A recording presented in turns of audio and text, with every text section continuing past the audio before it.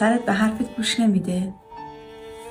روز جمعه 1000 مرتبه توی آب بگو یا ودود، بعد فوت کن بده همسرت بخوره.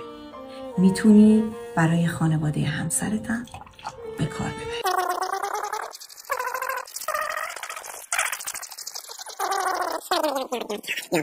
یا ودود صلی علی محمد و آل محمد. بچه وای دارم چاپ شد.